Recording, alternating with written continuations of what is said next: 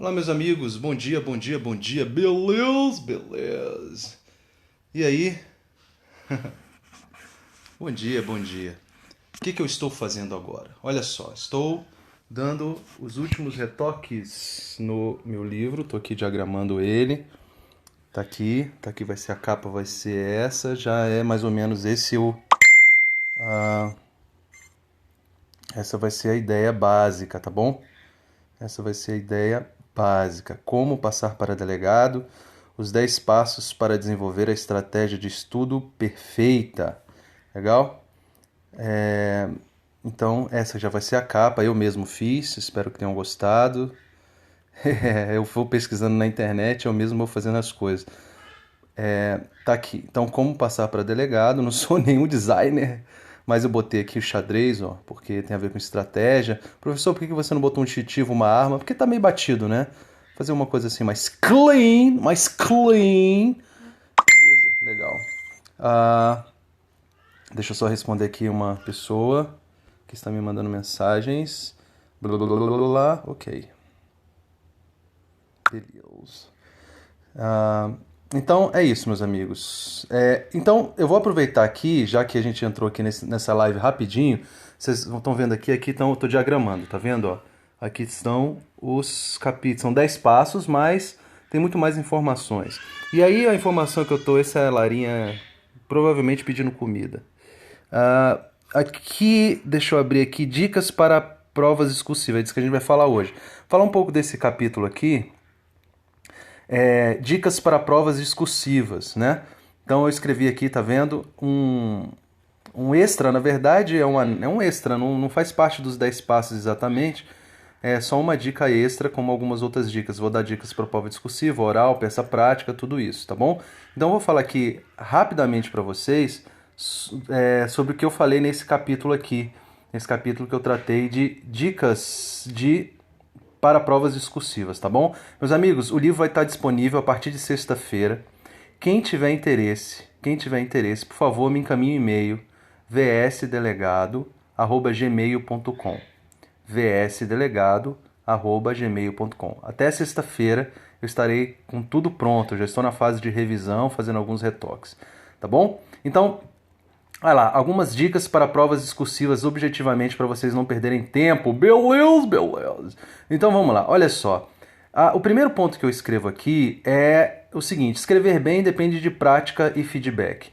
O que eu quero dizer aqui? Não existe, gente, assim, como qualquer atividade prática, se você for fazer qualquer atividade, sei lá, se você for jogar tênis, se você for fazer qualquer atividade, tocar um instrumento musical, fazer dança, não tem como você só ler a respeito, vou pegar um livro de como dançar. Você não vai aprender a dançar, então você precisa praticar.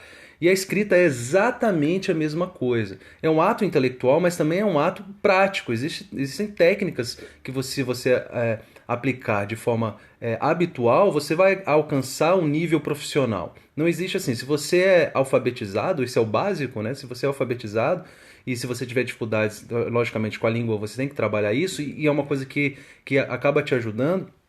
Você tem que escrever. Eu, por exemplo, tenho uma facilidade de escrever muito grande porque eu pratico muito. Eu escrevo no meu trabalho, eu escrevo material, estou escrevendo muito todos os dias, escrevo muito. Então a gente acaba pegando algumas, vamos dizer assim, alguma habilidade. Então, o mais importante é que você escreva sempre. Que você tenha o hábito de escrever. A gente perdeu o hábito de escrever. Por isso que no programa Meta, o aluno tem que escrever muito. O aluno tem que fazer as questões discursivas, tem que fazer a peça prática. Mas não é só escrever, você precisa ter um feedback do que você escreveu. Por isso é muito importante que você tenha alguém que olhe o que você escreveu. É muito importante que você tenha um amigo que domine melhor o português, ou que você tenha um professor que você possa pagar uma correção, né? Ou que você tenha um programa como o Programa Meta que faça isso por você, né? Então, assim, você tem que escrever. Você tem que realmente praticar, pegar provas discursivas, pegar peças práticas e escrever. Não tem como você aprender a tocar um instrumento sem pegar no instrumento, só ler sobre o instrumento. Vou aprender a tocar violão, vou pegar um livro de como tocar violão e vou ficar lendo. Isso não existe. Escrever é a mesma coisa, não adianta. Então a primeira dica, anotem aí, tem que praticar. Aquelas pessoas que deixam para escrever só na hora da prova ficam travados, porque a escrita tem que ser uma coisa natural. Então, Eu posso fazer essa analogia com certas habilidades como dançar, tocar um instrumento e etc, porque exatamente essa é a ideia. Se você faz vamos dizer, se você estabelece isso no seu cotidiano, naturalmente você vai ter um desempenho excelente. Legal. A segunda dica aqui, na verdade, eu apresento depois algumas técnicas práticas, né? A primeira é a técnica das três mulheres. Técnica das três mulheres.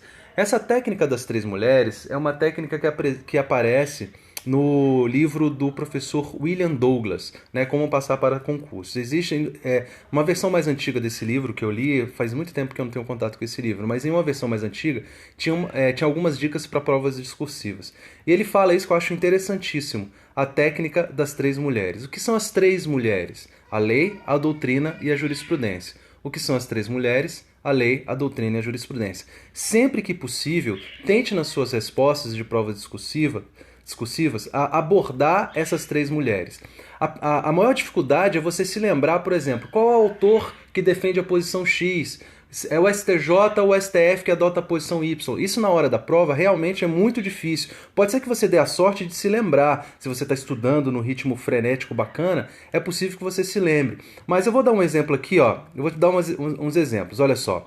Vamos supor que a questão, vou dar um exemplo bem simples, bem objetivo, bem simples para que você entenda só a aplicação da técnica. Vamos supor que você tenha que responder alguma coisa ligada à teoria tripartida do crime, né? Então, você vai ter que iniciar a sua resposta dizendo que a teoria tripartida do crime é a teoria majoritária. Mas você não se lembra exatamente, claro que você poderia se lembrar que, por exemplo, que Damasio é um cara que defende a teoria bipartida, né? O professor Masson também defende a teoria bipartida, o Capês, todos aqueles que são discípulos do Damasio adotam a teoria bipartida. Mas vamos supor que você não se lembre disso.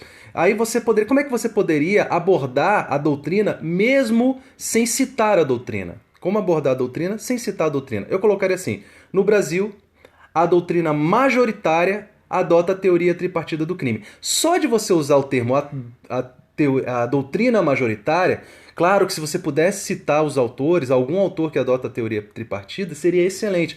Mas eu estou dando um exemplo aqui no que ocorre na maioria das situações, que você não se lembra exatamente o nome do autor. Então você fala, no Brasil, a doutrina majoritária, pronto, você já citou uma das mulheres. Só de citar isso, você ganha, vamos dizer, substância, ou aplica substância na sua resposta. Então, no Brasil, a doutrina majoritária adota a teoria tripartida do crime, de acordo com o posicionamento preferido pelos autores, é uma expressão que você pode utilizar, de acordo com o posicionamento preferido pelos autores, o crime é um fato típico, ilícito e culpável. Eu dei um exemplo bem básico aqui, mas é só para você entender. Vamos supor que você também queira, dentro da sua resposta, citar a jurisprudência. E eu vou também dar um exemplo bem simples, que provavelmente você já conhece, mas vamos supor que você tenha se esquecido de qual tribunal adota aquela posição. Por exemplo, vamos supor que a pergunta gira em torno da questão do latrocínio e competência para julgar o latrocínio. Você sabe, tranquilamente, que o latrocínio não é julgado pelo tribunal do júri. Existe uma súmula do STF, a súmula 601, que diz que a competência para o processo e julgamento do latrocínio é do juiz singular, e não do tribunal do júri. Beleza, mas vamos supor que na hora da prova você não se recorde disso. Você não se recorde que existe uma súmula, mas você se recorda que essa é a posição pacífica. Então, você tem que dizer isso, mesmo que você não se recorde da súmula. Você pode dizer, segundo a jurisprudência pacífica, segundo a jurisprudência remansosa, sei lá, use um sinônimo assim. Segundo a jurisprudência pacífica dos tribunais, o crime de latrocínio não deve ser julgado pelo tribunal do júri. Beleza, então você citou, só de você usar o termo a jurisprudência pacífica, já demonstra que você tem uma substância maior no seu conhecimento. Professor, eu posso lembrar que existe uma súmula a respeito, mas geralmente eu não me lembro do número da súmula. Daí você diz, segundo posição do STF, que inclusive está sumulado, não precisa citar o número da súmula. Só de você mostrar para o examinador que você sabe que existe uma súmula, já mostra uma respeitabilidade maior. Beleza? Então, é muito importante que sempre que possível você adote a técnica das três mulheres, a lei, a doutrina e a jurisprudência. Sempre que você puder falar que a jurisprudência e a doutrina se posicionam de determinada forma, mesmo que você não se recorde exatamente do doutrinador, isso vai dar um up legal nas suas respostas, beleza? Legal, predomina nos tribunais superiores, beleza, Romero, perfeito. Exatamente isso, exatamente isso. Então os alunos deixam de citar porque não se lembram, isso é um erro, tem que colocar. Uma outra dica legal que eu aplico aqui, que é deixa eu ver aqui. Use elementos do texto motivador na sua própria resposta, ok? Use elementos do texto motivador na sua própria resposta. Eu dou um exemplo aqui de como você pode usar uma técnica de PNL, ou seja, de programação neurolinguística, para fazer com que o examinador ganhe afeição, ganhe simpatia pela sua resposta. É uma técnica científica, que é uma técnica de neurolinguística, tá bom? Então vamos lá, olha só, olha essa questão aqui de direito constitucional que caiu no concurso para analista do Tribunal Regional Eleitoral em 2013. Só como exemplo, tá? Ele está dizendo assim, olha, pode-se verificar na Constituição brasileira o Estado de Direito democrático social de cunho fortemente constitucional, a República e o pluralismo como principais princípios estruturantes. O Estado brasileiro se configura um Estado de Direito. O Estado de Direito exige uma separação das funções estatais típicas em diferentes órgãos de soberania para o controle recíproco de atuação e para a limitação do poder nos limites impostos pela Constituição. Blá, blá, blá. Aí ele vai. Considerando a passagem acima, disserte sobre o princípio do pluralismo político, abordando seu alcance no Estado Democrático de Direito, juntamente com os demais princípios fundamentais da República e sua relação com os princípios da liberdade e da igualdade de direito eleitoral. Puta merda, eu ficaria, caramba, velho, como é que eu vou começar a escrever? Muitas vezes o que você precisa é de um gatilho para começar a escrever. Cara, olha só quantas vezes ele usa a expressão Estado de Direito e pluralismo político para apresentar a pergunta dele. A Larinha hoje está atacada, hein? Quantas vezes ele usa o termo Estado de Direito e pluralismo político? Bom, eu tenho que usar esse termo na minha resposta. Como é que eu começaria? Eu conheço muito pouco direito constitucional. Faz tempo que eu não uso, que eu não estudo. Mas como é que eu começaria a minha resposta? O princípio do pluralismo político é uma das bases do Estado Democrático de Direito. Aí eu caía para dentro. Olha só, ao usar o pluralismo político e democrático de direito, eu usei uma técnica de PNL chamada de espelhamento ou mirroring. Espelhamento. Com espelhamento, quando o examinador começa a ler a minha resposta e já vê elementos que ele utilizou na pergunta, instintivamente, inconscientemente, ele ganha afeição pela minha resposta. É claro que isso não vai ser suficiente. É óbvio que você vai ter que utilizar o conhecimento que você tem. Não adianta você ficar enchendo muita linguiça aqui. Mas olha só, quando eu olho o texto motivador, eu olho as expressões que se repetem mais. E as expressões que se repetem mais é Estado de Direito e pluralismo político. E ele faz isso no texto motivador e ele faz isso na pergunta.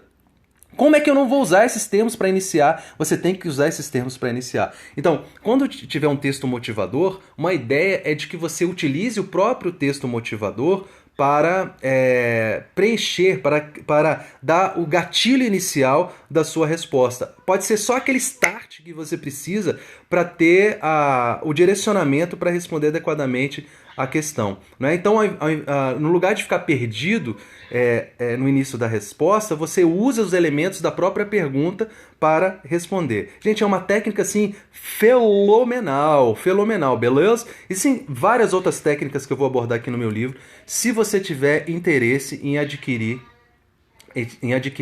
o meu livro, tá aqui de novo, deixa eu abrir a capa, tá aqui. Me manda o e-mail agora, vsdelegado@gmail.com, vsdelegado@gmail.com, tá aqui. Como passar para delegado. Qual é o nome dessa técnica? Chama-se espelhamento ou mirroring. Mirror, de espelho, tá? Mirror. Ok? Então tá aqui. Como passar para delegados, 10 passos para desenvolver estratégia de estudo perfeita. Beleza? Estou esperando o e-mail de vocês para eu criar um cadastro aqui e começar a mandar um descontão para a galera que que participa do Periscope e vai adquirir primeiramente o livro, tá bom? Então tá aqui, tem dicas para peças práticas, dicas para prova discursiva, dicas de bibliografia, os passos de estudo, etc. Beleza? Meus amigos, beijão para vocês. Fiquem com Deus. O preço ainda está sendo estudado. O preço ainda está sendo estudado, mas vai ser um preço realmente acessível para todos, tá? Beijinho, fiquem com Deus, até a próxima, tchau.